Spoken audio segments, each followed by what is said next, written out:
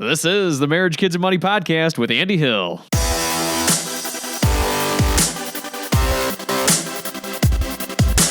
This show is dedicated to helping you strengthen your family tree and live financially free. Thank you for being here today, everybody. When a goal-oriented person discovers the excitement and allure of financial independence, there is little that can stop them from reaching this huge milestone. The intensity and results are multiplied when you have a married couple with a combined six-figure income working towards the same goal. This is a recipe for skyrocketing your net worth and your savings. To demonstrate this type of savings superpower, I've invited Jamila Souffrant on the show today. She and her husband partnered together to save over $85,000 in just 12 short months in the year 2016. And then last year, they did it again, another $85,000. To give you a little background on Jamila, she is a certified money coach and the resident financial expert on a weekly segment on News 12, which is the most watched local TV news station in New York City. That's big time. Jamila has been featured in media outlets like CNBC, CBS, and just recently, a really cool article in BuzzFeed. She's also a mom of 2 young children and is expecting her third on the way. She does all of this incredible work while holding down a full-time job and growing her side business.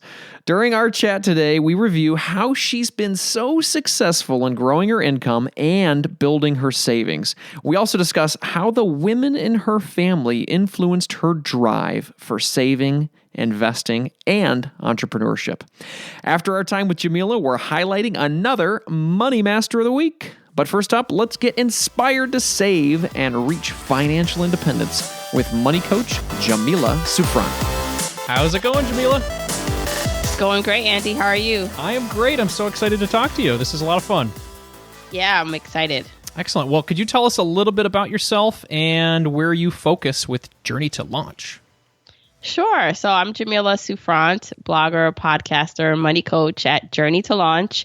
And I'm basically like the everyday person. I'm married. I have 2 kids, 1 on the way. My kids are fairly young, 3 years old, 1 year old, and I'm expecting in a couple months. And my husband's a teacher, and I actually work still in corporate America, but I have a passion for personal finance. I have a passion for learning and helping others on their journey because I've been able to accomplish a lot with my finances. And I stumbled upon something called financial independence a couple of years ago, the whole thought process of retiring early and having your money work for you. And so I've been following that path and helping others do the same through my content with Journey to Launch. Excellent. I love that. You and I are similar lifestyle here. We're both working in corporate America, but we love these opportunities to reach financial freedom, financial independence, and help our families, reach a higher level. So I'm excited for you and excited to learn more about your story today and share that with everybody. So 3-1 and expecting. Yeah, crazy. So you guys doing like every 2 years apart sort of thing? Oh, yeah. Yeah, we are 2 years apart each. Well, they're literally 2 years apart. So wow. like the month. When's number 3 coming? May. So, wow, right around the corner. Congratulations. Yep. That's great news. Family Thank 3. You guys think you're done after number 3? Or? Oh, we are done for sure. I don't know about my husband, but I'm done. I know. Well, our contribution is so minimal to this whole pregnancy thing, and it's, Yeah, like you guys do all of the work. Yeah, I was like, I can't do this again. Well, cool. Well, congratulations on that. So you mentioned coaching as something that you are a part of. Could you tell us a little bit about the clients that you work with on the coaching side? Sure. So, when I first started Journey to Launch, it was really more just to be a platform to share my story. I didn't have intentions of coaching or doing anything. It was more of just a platform to share my story. And then what started happening is people started to reach out and want to talk to me about how they could accomplish their goals. And with that, I went to get some certifications to help me learn how to teach, because, it's one thing to understand how to apply personal finance and the tips and topics to yourself, but then how do you help teach others? So I studied that for a bit, learned how to teach others, and then just also through my personal experience. So I helped out a lot of family and friends also with their money. And that's how it kind of morphed into me then coaching and helping other people. Because what I've realized is that for a lot of people, either one, they didn't realize that there was such a thing as financial independence. They thought they'd have to work forever and always be in debt. So when they hear my story, they see someone that's relatable, that is doing it, they, it encourages them to do it. But then they come to me and sometimes they have debt, or, they are struggling with the concepts, which is totally fine because a lot of this stuff we didn't learn in school, right? And so I find that I have a range of clientele. I have people who come to me and it's primarily mindset. We're working on them, like changing the mindset, believing in themselves. And because a lot of the money, it's really not like it's about money, but it's really about the mindset piece. It's like life coaching too, right? It is. It honestly is. And then some of it also is the practical, tactical stuff. So how to budget and keeping people accountable. So keeping my clients accountable. And so I really enjoy talking to my audience and having that one-on-one interaction. And so it's a really beneficial for me to be able to like help people in that way. That's great. And you've been presented as an expert on TV as well, right? You got a regular spot, right? Yeah, so I'm in New York, and so the local channel here for news is News 12, and so every Wednesday I am the resident personal / money expert that comes on, and I share tips about something. So that's been a great little gig to have and just to share with more people. I'm really excited about that. It's been going great. That's awesome. What great exposure. Very cool. So I want to inspire some more of those people today we're talking about. And, a big part of reaching financial independence and grabbing a hold of your money and making a plan is saving early and saving often. And I understand you have been quite the saver. Where did you get that mindset in your life to realize that saving is so important? Where did that come from for you? For me, it was really... I think it stilled from watching my single mom. So I was raised by a single mom, and she came here from Jamaica. So from the island of Jamaica, my mom and my grandmother immigrated here, and they literally had nothing. So they had to come here and really work their way through everything and work menial jobs. My mom worked 2-3 jobs to provide for me. And so I saw that as a child growing up, and she always, despite not having a lot of money, showed me so much love. And one thing that she used to do was my grandmother, she used to watch kids, like, because typically when you come here from the islands or somewhere without a degree, like the most you can do is usually as an older woman is watch kids or clean houses. So my grandmother would watch kids, and she would usually watch the kids for wealthy people or upper class. And the one thing that the parents did with those kids was read, and it was all about experiences for those kids. So there were the materialistic things, but then there were just the experiences and spending time and reading. So my mom used to hear those stories and of that reading experience and providing experiences, and she did that for me. So she would take me to the library every weekend, and when she could afford, she'd put me in gymnastics class. So I saw that she worked really hard, and it was all about experiences. It was all about really not the tangible like money, like it was about more than that. So with that, it made me realize that money was important. It wasn't the means to everything, but I did realize that it really would help me if I did have money, if I was secure financially, how much better of a life I could provide for my family and my future family. And so I saw that, and I was just a saver. So and I got my first job at 14, so I would naturally just save my little checks. And what really put me into, I guess, at a really good level or a good starting point was in college. I got a well-paying internship. So I got an internship. I worked every summer in college, and they paid for what a college student makes. Typically, they paid me good money, and I would save literally 90% of it. And I didn't know why I was saving it. I just said, you know what? I like seeing my bank account grow. And so if I got a check for $1,200, I would save that $1,000, and I did that for 4 summers. And so I graduated with a lot of savings for a college student. And that's really what I think helped me just solidify that, I'm just a natural saver that likes to see my money grow. That's incredible. I mean, you have to probably look back and just thank your mother so much for instilling those values in your life, because it's really made a big difference for you and strengthening your family tree right now where you are. It just kind of, you see you see your family growing from that hard work and dedication that your mom put into that, and that you are now taking and improving your family. So that's incredible. I love that story. So you said you graduated from college or finishing college, you saved up a bunch of money, and then I understand you went in and invested in real estate too. Is that right? Yeah, so I live in Brooklyn, and so when I graduated, I went to school in Long Island, and I knew I wanted to buy something in Brooklyn, but at the time that I graduated, it was like the real estate bubble. Everything was so expensive. And what I did see, so I talked about my grandmother and mom not having much, but despite that, my grandmother managed to buy property herself, and she bought it in an area that at the time was not like the best area, but over time, like the property value, the area itself increased so much. And so she was literally like a little mogul and didn't know it. She just wanted a little piece of real estate, and she ended up investing in something that like literally like almost quadrupled by the time we realized like what happened to the market. And so I saw that growing up, and I said to myself, if my grandmother could do this, I surely can do something. And so when I was in college, like towards my senior year, I started thinking about wanting to buy something, but I was priced out of where I wanted to buy in Brooklyn. I wanted to buy like in the Fort Greene and Bed-Stuy areas, which is like, it was getting gentrified at that point. So it was very expensive. And the only thing I saw a commercial for like this studio, like these, well, at the time it was just it wasn't built yet. Pre-construction, this building in an area called Dumbo, which stands for Down Under the Manhattan Bridge Overpass. And I didn't know much about it, right? I was just like, where is this place? It was literally like 10 minutes from where I grew up, but I just didn't understand where it was. And it wasn't what it is today. So long story short, when I went there, the only thing I could afford, well, I couldn't even really afford it at the time, honestly, but the only thing that seemed reasonable was a studio apartment.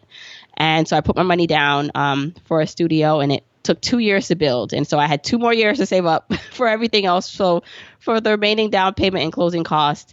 And so after graduation in 2 years, I was able to close on that studio apartment that I moved into for a couple of years, and I still own today, but I rent it out now. So it's a source of additional income at this point. That's incredible. So your mother instilled these great savings values, and then your grandmother instilled these real estate mogul values. It's so great. That's cool. Oh, right. Without even knowing it. Like, I think for them, they never taught me money, like lessons. It was really all unintentional for them. But lucky thing for me is I saw that and I was able to pull from it. Because, there are some people who grew up in those situations and they're, they go the total opposite way. Yeah. So I'm lucky that I feel like I was able to see the other side to where it benefited me. That's incredible. Well, let's talk about what those values and those learnings have netted you. So you wrote an article and you've spoken about how you've been able to save quite a bit of money with this type of spirit in your life. In 2016, you were able to save quite a bit of money. Would you mind sharing that with everybody and how much you saved? Sure. And so I want to be clear that while I was a good saver compared to my peers throughout college and I was able to buy a condo, I would say in my 20s, I really was like, I saved, but it wasn't intentional. At that point, I kind of figured out I'd have to work for the rest of my life. And I kind of fell into the whole, okay, so I'll just have these expenses. It really wasn't intentional until my early 30s, where I discovered financial independence and I was commuting and I was just not fulfilled with what I was doing in my career. And I figured that I needed to find another way out, like to figure what I needed to do. And so that's kind of how I stumbled into learning about financial independence and financial freedom. So once I learned about that in my early 30s, that's when I kind of changed the way we save. So my husband and I, the way we saved and invested. So in 2016 was like the first year that we really changed like everything, where we maxed out every account we could, every pre-tax retirement account, every post-tax retirement account. And we were able to save $85,300 together that year. That is incredible. That's great. So double income, working hard, saving a lot. And, the kids are young. So I think people always say, oh, man, kids are so expensive. But when they're 3 and 1, I mean, it's not like you're signing them up for all these classes and traveling everywhere. Like 3 and 1, you probably don't even want to go anywhere, right? So yeah. Well, I would say this, that, childcare is expensive, especially in New York, and also quality childcare. And where we are lucky is that so where we live now, so once I gave birth to my first son, we moved into our own home, and we literally have like a basement apartment, like, so it's a full like on entry and all that. And my aunt, who, remember I told you, like, usually, women who come here and they don't have like their degree or much, like what they do is they usually clean houses or they watch children. So my aunt was in that type of field anyway. She watched children, and it just so happened she was out of work, and we needed someone to watch our son when I was going back to work. And it worked out wonderfully because not only is she my aunt, but we had that separate apartment for her to live in.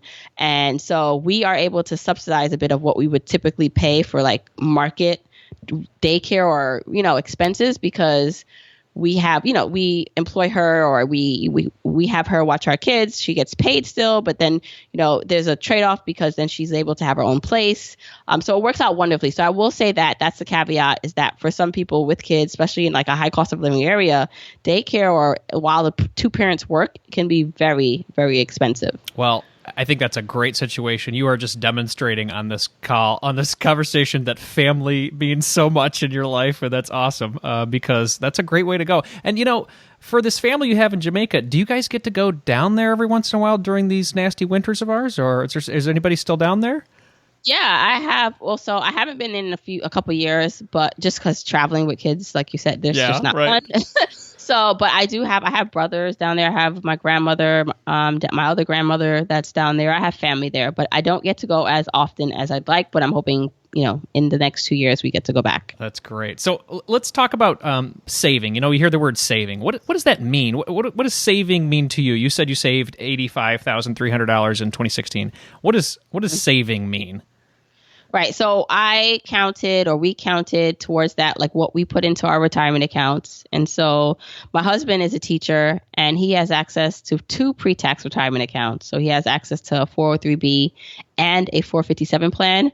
And I didn't know about any of that until FI, that was even possible to like contribute to 2 pre-tax retirement accounts. Like one person could do that if they have that option. And so that's for people who work in government or through the school system, things like that. Is that right? Yeah, so typically it's for people who work in some sort of, for like a government, like a local government, and a nonprofit. So sometimes hospitals have that too.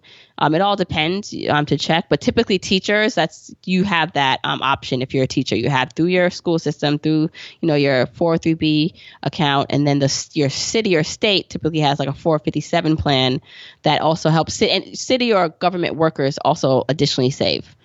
So you are taking advantage of both of those with your husband.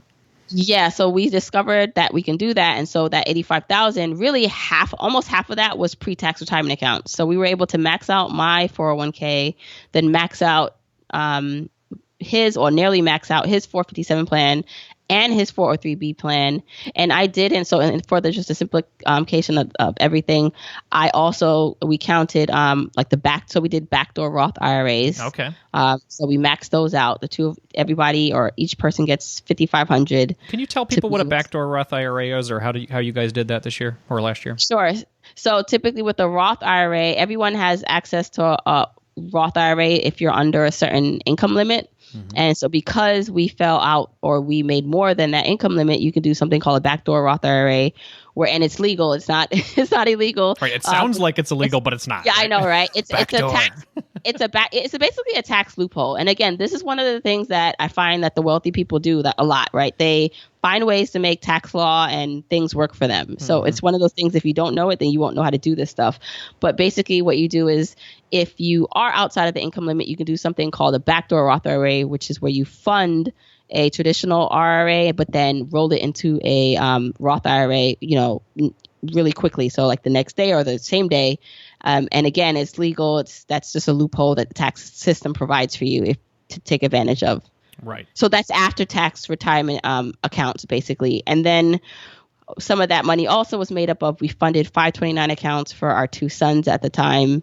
And then we began index investing. And then I counted also paying additional principal on our mortgage. I don't count the regular mortgage principal, but the additional payments we started to make in 2016, I counted. So all of that together, which I can, if you do show notes, I can send it to the article that I did. Yeah, that'd be great. Yeah. Comes out to about that year, 85,300. That's incredible. That's incredible. And that's, taking advantage of these tax advantage accounts, everybody. I mean, that's what we're talking about here, because not only you get to the benefit of being a saver and then putting yourself in a good position for retirement, but you're saving on the nasty taxes that we have to pay. And again, I mean, Jamila was just talking about it. These are all the things that the wealthy people are doing, so we all need to be doing it to become wealthy. Right. Very cool. And I understood that continued into 2017. This show is more than likely going to be out around the springtime or March timeframe. So at that point, you're going to have 2017 pretty wrapped up. So are you still crunching those numbers since we're recording this in January, or do you have a good idea of where your savings level went for 2017? Well, I did. I have my numbers that I calculated. Maybe there's a bit of slight movement, but it's about 84,000 that we did in 2017. And I was actually targeting like 93,000. I was targeting more, but I will say that, we did as much as we could. We maxed out everything again with the pre-tax accounts and did some additional mortgage payments and did some index investing. But we weren't able to save as much in like the 520. We didn't save really anything in the 529 account or push it as hard as we could, because one, my son, we put him in a Catholic school, so that cost money. Oh, and then at the time we just had more expenses come up. So it just didn't, like, it sounds obnoxious to say like we didn't reach our goal of $93,000, because we saved a lot. I think you're doing okay. We're doing okay, but yes, we did not save as much, but we definitely are very proud of just the continual saving rate that we were able to accomplish. Well, that's incredible. And you've talked about financial independence a few times. So could you tell us what that means to you and why that's important? Sure. So financial independence, I mean, it can be described in a lot of ways, and there are people who, can argue to the hill about what it really means to someone. But for me, what it means is having enough assets and passive income to cover your expenses so that you don't have to actively work for money.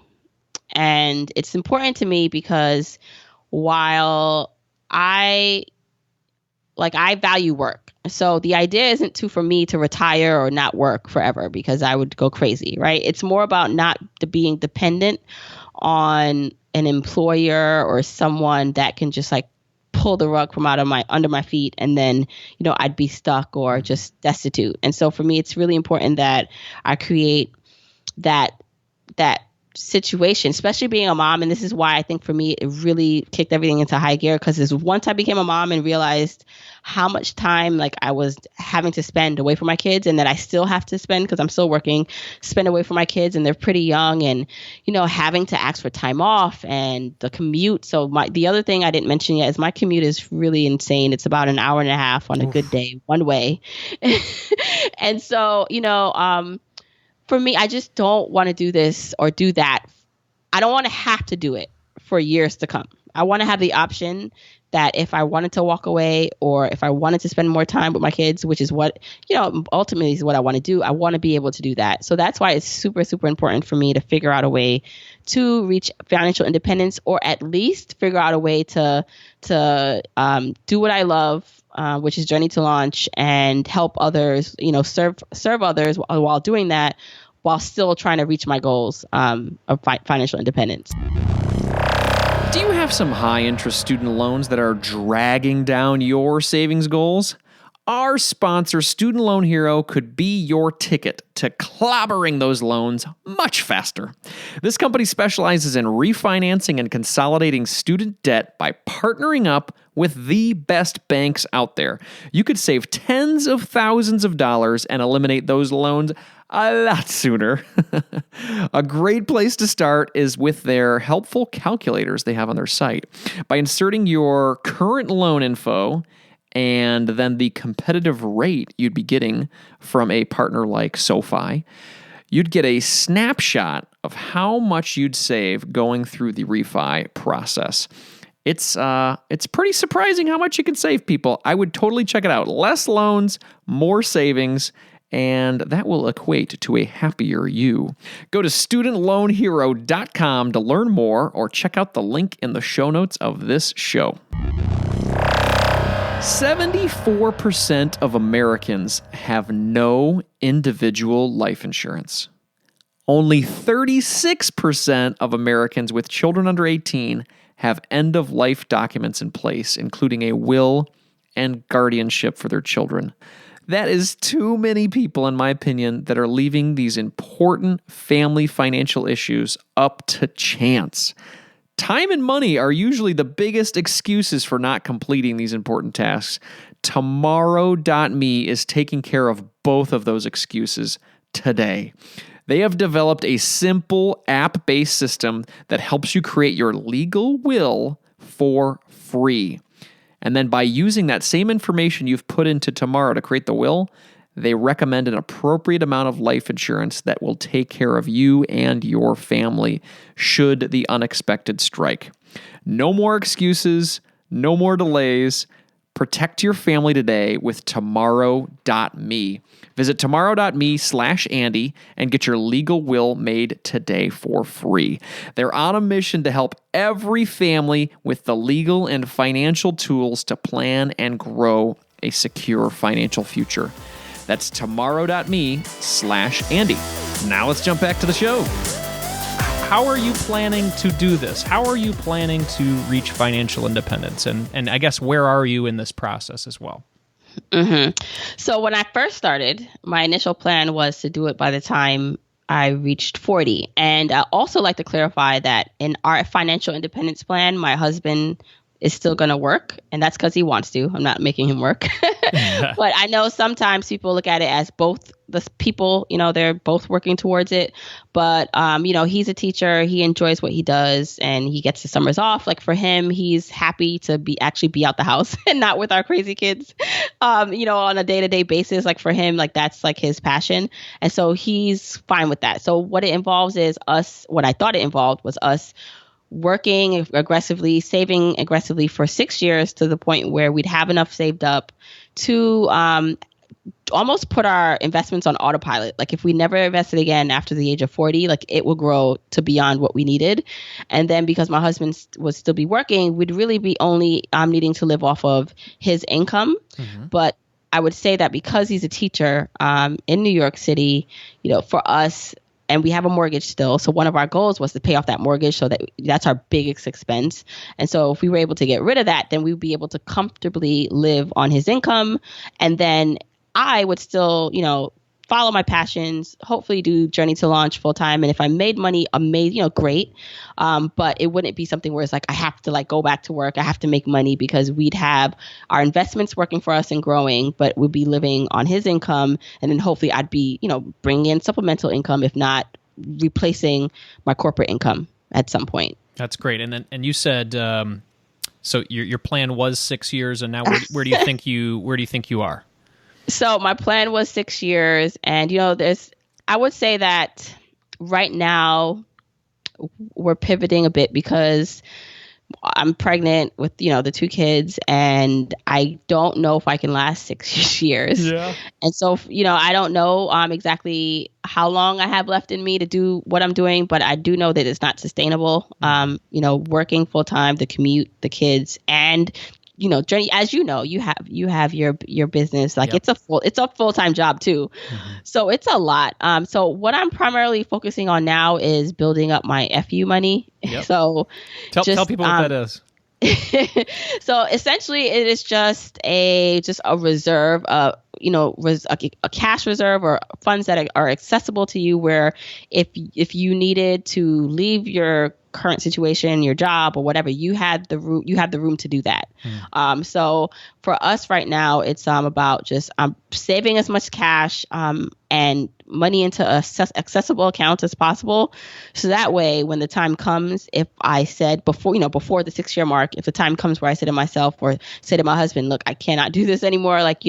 Maybe I need to just take a break, and that's kind of, I want the option to be able to do that. Right. So focus on your business and grow it during that time. Yeah. Because it's my passion. I feel like, it's where I'm the where I do my best work, and I really do feel like that this is what I'm meant to do. So that's kind of the goal. So it might take longer than 6 years now, because if I take a break to do this, or to just take a break and be home with my kids, then we won't be able to save and invest as much as we did. But what feels wonderful is that at least for 2 years, we were aggressively like saving and investing in that way, where like it does put us on it hyper drove our net worth and our investments so much just from those 2 years of doing that. So if we do have to take a break, it's like, you know what, if I have to go back to work, or if it takes a little bit longer just for my sanity to have just like a break, it would be well worth it. Yeah. And so it sounds like, since you've been able to save, like you said, on hyperdrive there, if you did stop investing during that time where you said, hey, I'm going to take a little break, you guys would probably have enough come 59 and a half or, retirement time to be set, right? And I crunched all the numbers. Oh, yeah. Okay. Well, tell us about that.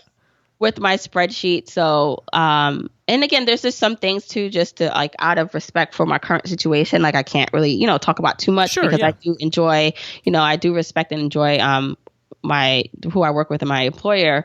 But I have crunched the numbers to say, okay, if I were to necessarily walk away next year or in 2 years, and if we were, stopped investing in the 401ks, because now we're investing in cash to have that, money to cover us, how would that look? How would our money grow by the time we really needed it? And I mean, the priority is cash flow, right? So we have kids and we have a house, a mortgage. And so it's important for us to cover that right now. So the main priority is figuring out how can we do that. And again, my husband is a teacher, so it's not like, he does a lot to try to increase his income. He works extra, like he does coaching and he does morning school. Sometimes he does summer school. So he is supplementing his income. So it helps, but it's still not, if we were to lose my income, that's going to be a big deal. So the priority is figuring out how to cash flow our expenses and keep them reasonable, but without feeling too deprived.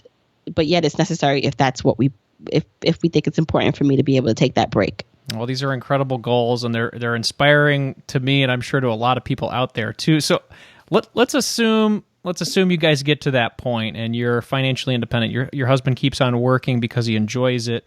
You grow your business because you enjoy it. How do you feel that would change your life as a mother? Oh gosh, I think I'd be more. I'd just be more at peace and fulfilled, because what's happening now is, like, I am drained by the time I get home from work. And, so then, and my kids, they're both boys. They both have so much energy and they're both excited, very excited to see me as I am excited to see them. And, sometimes I just get a little like sad because I don't have the energy. And part of it is I am pregnant. Yeah. So we got to add that into the mix so it's just like, I am just tired. But, I figure, and I know, like, I am doing Journey to Launch as my second full-time job. It's not going to be, even if this is what I do full-time, I know it's not going to be easy either, right? It's going to be hard work. But I just think not having to spend those hours in the car, working on what I want to work on and my passion, I think that would just make me more fulfilled and happier, which would then in turn benefit my husband and my kids, because I'll just be a happier person and I won't feel as tired and stressed out as I kind of feel now. So a little bit more peace in your day, a little less stress, being able to design your day around the things that you want to do instead of being in traffic. I love it. Right.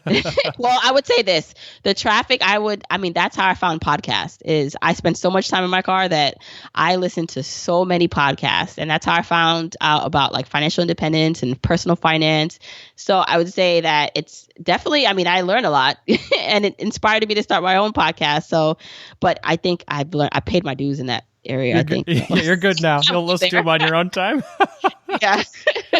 Well, very cool. Well, let's give some people some advice on getting to where you are.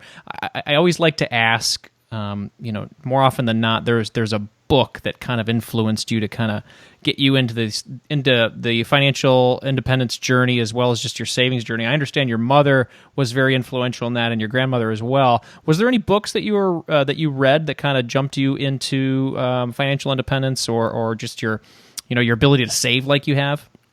So I would say like it's all like maybe this most things that people have heard about before, like Rich Dad, Poor Dad, and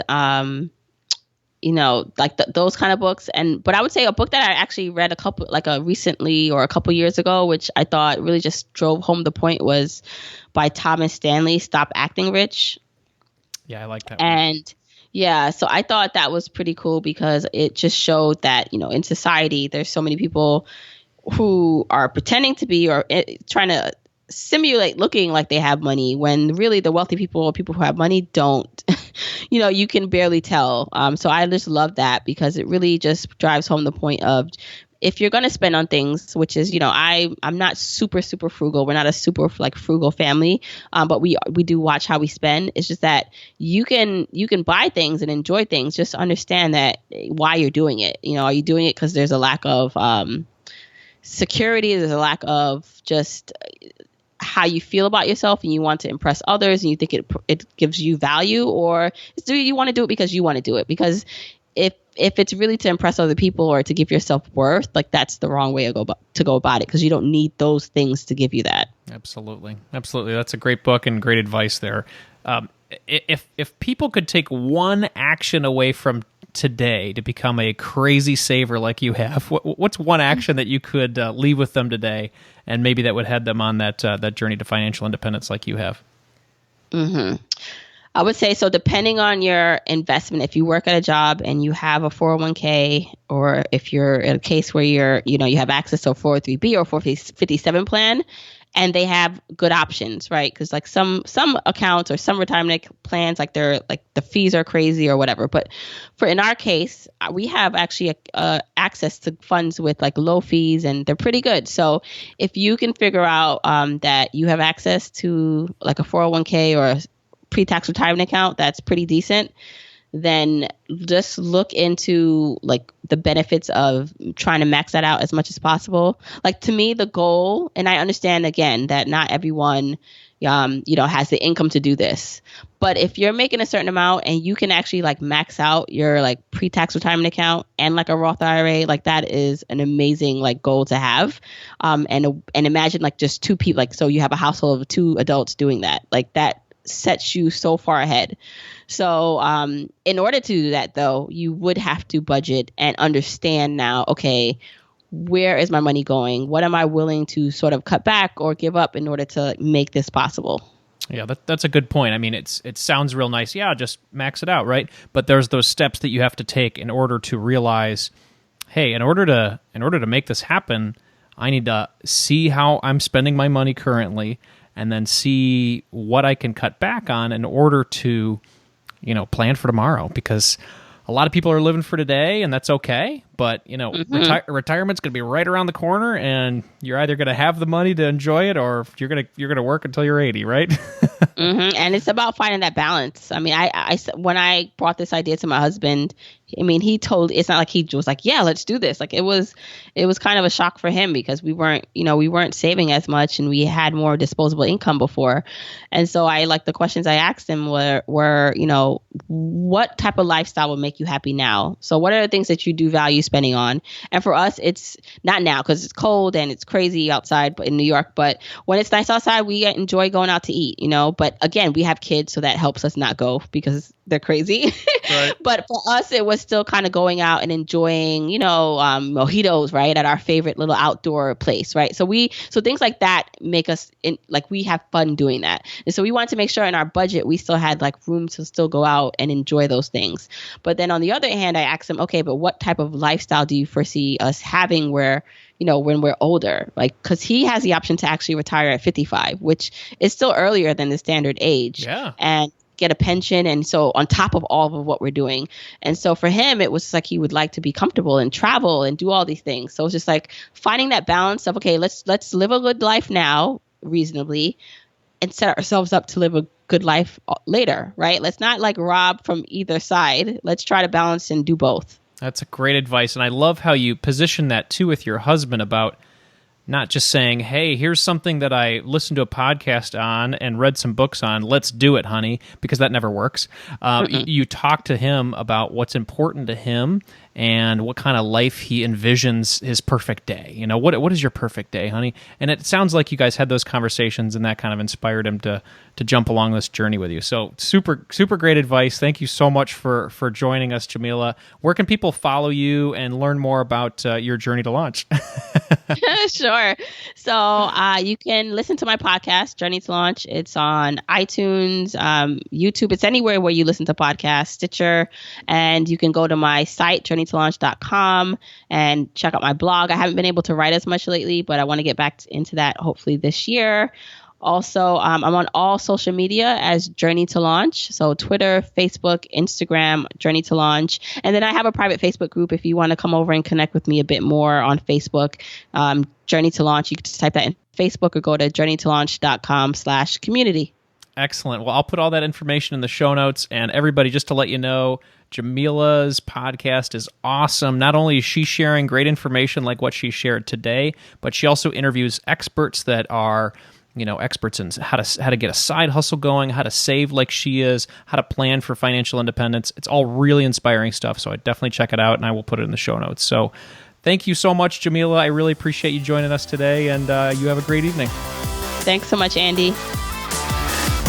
Jamila's dedication and drive to take her family to the next level is so inspiring. The Souffrant clan is headed towards financial independence, and I love how she's inspiring others to do the same through her money coaching and her podcast and blog. It's very inspiring. One of the biggest takeaways for me when I was listening to Jamila speak was about her strong family connection and how they inspired her to get this background that she has, this financial prowess that she's developed. Her mother came to this country as a single mom and worked those 2 to 3 jobs at a time to provide for her family. And Jamila, she saw that hard work that her mom was putting in, and that helped her to influence her to be the hard worker that she is now. And secondly, her grandmother influenced her desire for investing in real estate and showed her the power of passive income. And that inspired Jamila to do it herself as well. And even now, her husband, they've partnered together to save big money and invest for the future, and they are going to achieve their family financial goals. That type of partnership and that family legacy is what it's all about. Jamila is taking the success that her grandmother and her mother worked so hard to achieve, and she's building on it. That family tree is growing, and the way Jamila talks, I don't think there's anything that can stop her. Now it's time to announce the Money Master of the Week. Tess from Minnesota called in to share a life-changing victory that she's just had. Here's Tess. My big financial win this week was paying off my credit card debt. I'm 48, and this is the first time I've had 0 credit card debt since college. For years, I thought I was doing great by doing 2 things: paying my bills on time each month and contributing enough to my 401k to get the company match. I didn't establish an emergency fund or save for purchases ahead of time. Credit cards were my go-to solution. About 3 years ago, the company I had worked for over 20 years went under and I was laid off. I started at another company, but I no longer loved working. I started dreaming of retiring early. That's when I discovered the FI community, and I learned there is a better way to manage money. My priorities changed. Instead of figuring out what I could purchase next, I focused on paying off debt. Now that my credit cards are paid off, I'm turning my attention to my car loan. I hope to have it paid off by the end of the year. 3 months ago, I changed companies and I enjoy working again. However, I still dream of retiring early.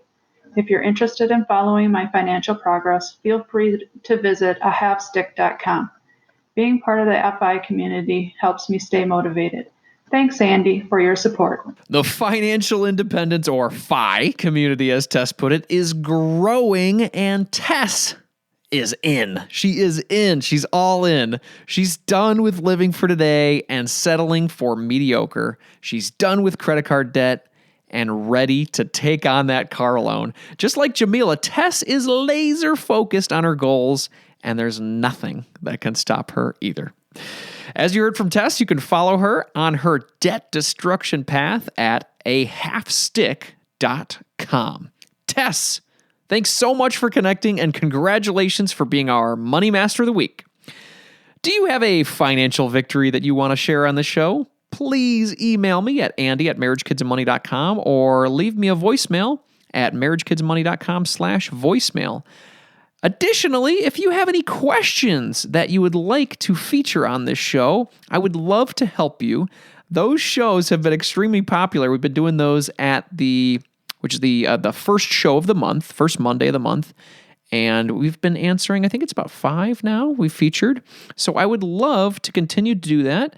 I'm getting some great questions as they fly in, but I just wanted to throw it out there. If anybody else has questions they want me to answer on the podcast, please send it my way. I guess, again, those same routes, andy@marriagekidsandmoney.com. And you can go anonymous if you want to. You can make up a name or just say, I want to go anonymous, Andy. But your question could really help somebody out in a similar situation. I know a lot of people who listen to the show, they're married, they've got kids, they want to learn about money, and we're all sharing this similar path. So feel free to write in or call in if you can use a voicemail, marriagekidsandmoney.com/voicemail. I'm looking forward to hearing from you. And lastly, you'll find all the links and resources for today's show at marriagekidsandmoney.com/session73. In the spirit of growth and inspiration, I'm going to end the show with a quote today from Edmund Burke. If we command our wealth, we shall be rich and free. If our wealth commands us, we are poor indeed. Let's command our wealth, everyone. Carpe diem.